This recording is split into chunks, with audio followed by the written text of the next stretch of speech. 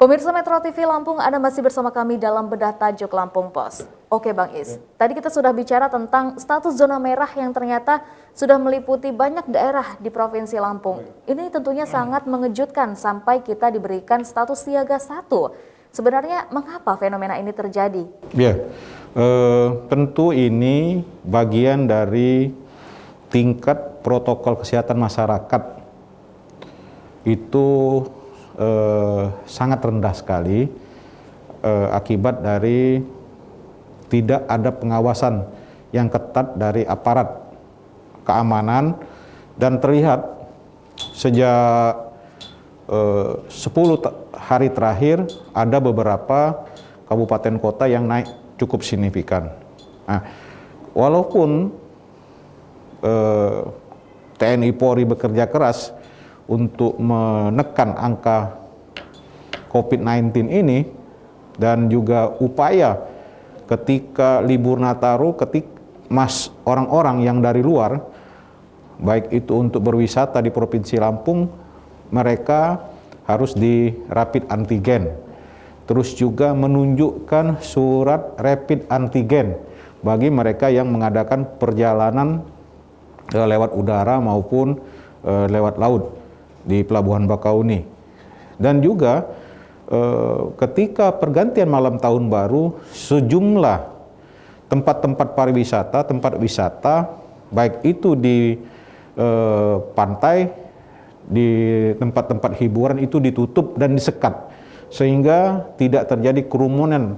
Nah, yang jadi persoalan sekarang ini tidak cukup tempat-tempat wisata itu disekat atau ditutup, tapi bagaimana Satgas baik itu di tingkat provinsi, kabupaten kota menerapkan perda kebiasaan baru yang isinya antara lain melakukan denda, ya kan, bagi mereka yang tidak memakai masker, bagi mereka yang membuka tempat-tempat hiburan baik itu kafe dan mall, juga tempat-tempat lain, selalu mematuhi protokol kesehatan.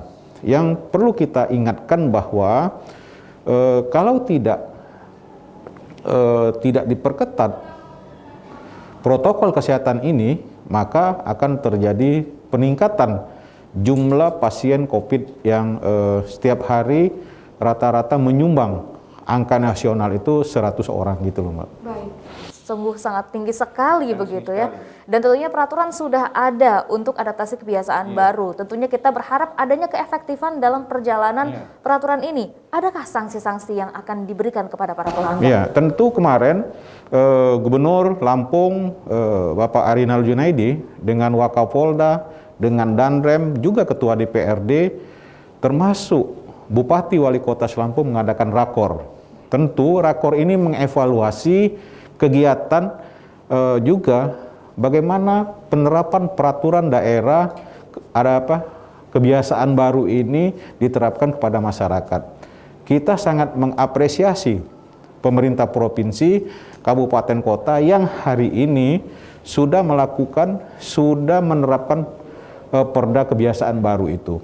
Nah, tentu menerapkan perda ini tidak sebagai angan-angan tai ayam.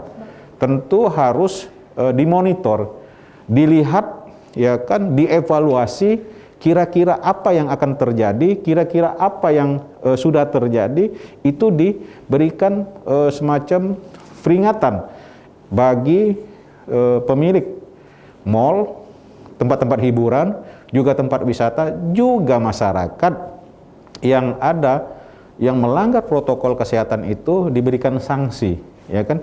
Sanksi ini tidak hanya untuk sebagai pengecut, pemicu atau apa gitu kan, supaya mereka juga membuat mereka jerah. Kenapa?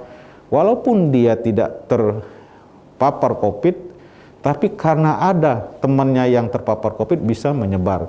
Nah, begitu juga dia, kalau dia terpapar COVID, orang tanpa gejala, terus dia berteman dengan orang sehat, dia juga bisa menyebarkan. Inilah yang harus kita tegaskan, bahwa sudah saatnya satuan tugas COVID baik di tingkat provinsi, kabupaten kota untuk mempertegas, mengetatkan protokol kesehatan, menegakkan peraturan daerah, bagi yang melanggar harus ditindak gitu. Baik. Seperti tadi Bang Is sudah bicara tentang adanya harus ada pengawasan. Lantas apakah sudah ada persiapan dari pemerintah untuk implementasi pengawasan tersebut dari kebijakan ABB?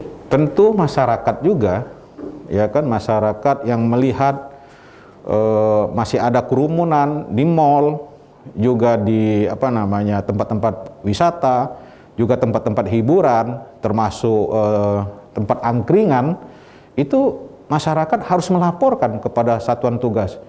Kita berharap satuan tugas yang sekarang dibentuk oleh pemerintah Provinsi Lampung, membentuk Gakum protokol kesehatan itu menerapkan atau membuat call center supaya masyarakat bisa mengadukan bahwa di sini terjadi pelanggaran protokol kesehatan. Ini fotonya, ini tempatnya, dan masyarakat menyampaikan kepada Gakum tersebut, sehingga Gakum baik itu yang terdiri dari TNI Polri, juga Pol PP, langsung melakukan tindakan di tempat pelanggaran protokol kesehatan itu.